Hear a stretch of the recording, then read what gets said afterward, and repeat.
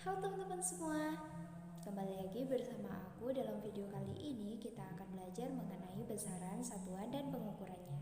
Siapa sih yang gak kenal piramida yang ada di Mesir? Dibangun selama 20 tahun dengan ketinggian kurang lebih 146 meter. Tapi kalian tahu nggak kalau bangsa Mesir pas bikin piramid belum kenal dengan satuan meter? Nah, mereka mengukur piramid dengan menggunakan satuan kubit. Satuan kubit adalah jarak antara siku manusia sampai ke ujung jari manusia. Tapi perlu diingat bahwa setiap kubit seseorang itu berbeda-beda. Jadi kita perlu keselarasan satuan yang tidak bisa diungkit-ungkit lagi. Sampai akhirnya muncul gagasan buat bikin satu satuan yang bisa diterima oleh semua orang dan digunakan dalam ilmu pengetahuan dan teknologi yang saat ini kita kenal dengan satuan internasional. Satuan internasional diambil dari satuan-satuan Perancis setelah revolusi Perancis pada tahun 1789. Nah, besaran fisika adalah sesuatu yang bisa diukur dan bisa dinyatakan dengan angka. Besaran yang paling pertama adalah besaran yang disebut dengan besaran pokok, yang totalnya ada 7, seperti yang tertera pada tabel berikut ini. Besaran pokok terdiri dari panjang, massa, waktu, kuat arus, temperatur, kuat cahaya, dan jumlah molekul. Di sini, panjang dengan satuan meter, massa dengan satuan kilogram, waktu dengan satuan detik atau sekon, kuat arus dengan satuan ampere, temperatur dengan satuan Kelvin, kuat cahaya dengan satuan candela, dan jumlah molekul dengan satuan mol. Selain ketujuh besaran tadi, ada beberapa besaran yang biasa kita gunakan dalam kehidupan sehari-hari. Misalnya, kalian mau mengukur berapa volume yang ada dalam gelas, atau kalian mau mengukur luas rumah kalian. Nah, di situ kita butuh adalah besaran turunan. Besaran turunan adalah besaran-besaran yang didapatkan dari beberapa besaran pokok yang digabungin. Misalnya, luas adalah turunan dari besaran panjang, karena rumusnya adalah panjang kali lebar sehingga satuannya menjadi meter kali meter atau meter kuadrat.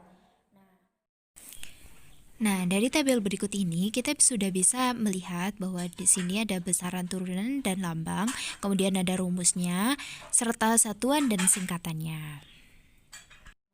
Besaran fisika juga bisa dinyatakan dengan dimensi seperti yang tertera pada tabel berikut ini.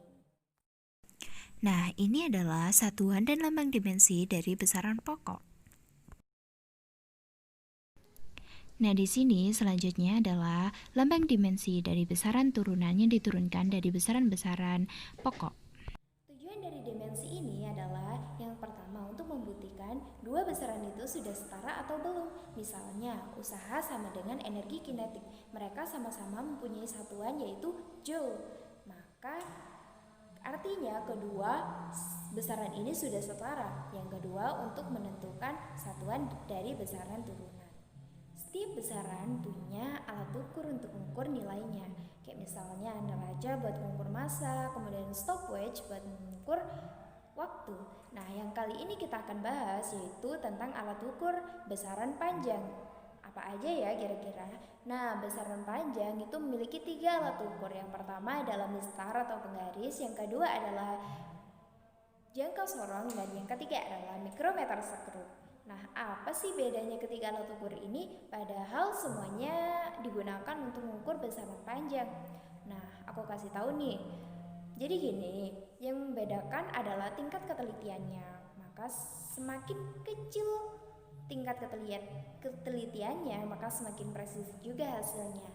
Nah, sekarang kita akan belajar cara menghitung hasil pengukuran ketiga alat ukur ini. Yuk tonton sampai habis. Yang pertama, kita akan mencoba mengukur dengan menggunakan mistar. Di sini, kita akan mengukur panjang dari penghapus ini. Kita ukur ya.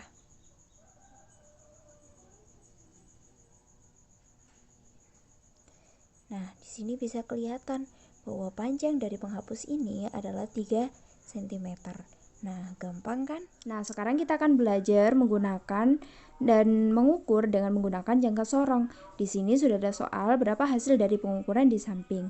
Yang pertama harus kita cari adalah skala utamanya dulu. Di sini Skala utama adalah skala yang berdekatan dengan angka 0, skala Nonius. Di sini sudah terbaca antara 2,1 cm dan 2,2 cm.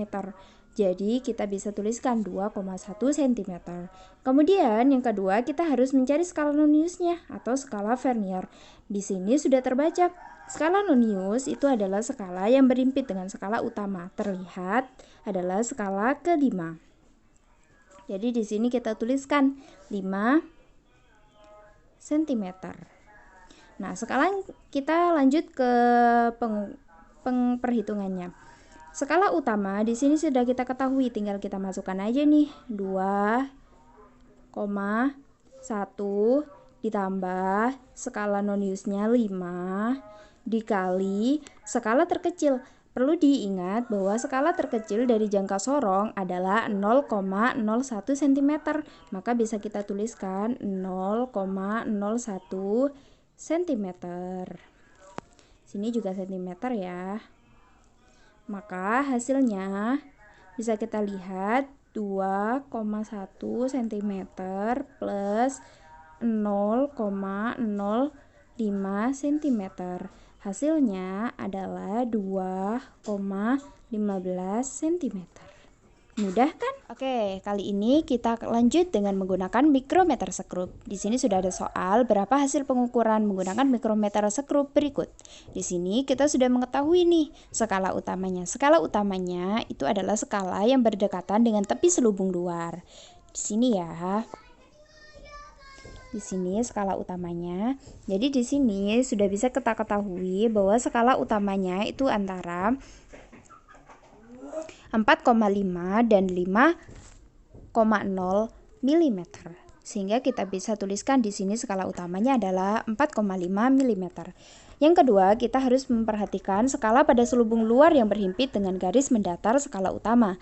Di sini terlihat garis yang berhimpit dengan garis mendatar skala utama adalah skala ke-47, sehingga kita bisa menuliskan di sini skala pada selubung luar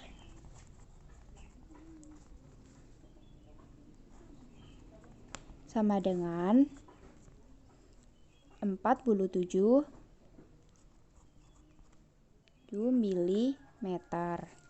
Nah, selanjutnya kita akan menulis hasil dari bacaan mikrometer sekrup berikut, yaitu sama dengan skala utama 4,5 mm ditambah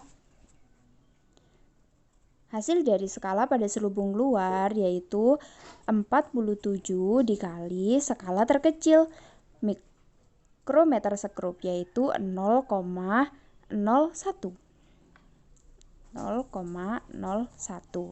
Nah, di sini bisa kita hitung nih. Tinggal kita hitung aja. Hasilnya adalah 4,5 mm ditambah 0,47 mm, sehingga hasilnya adalah 4,97 mm. Nah, mudah kan?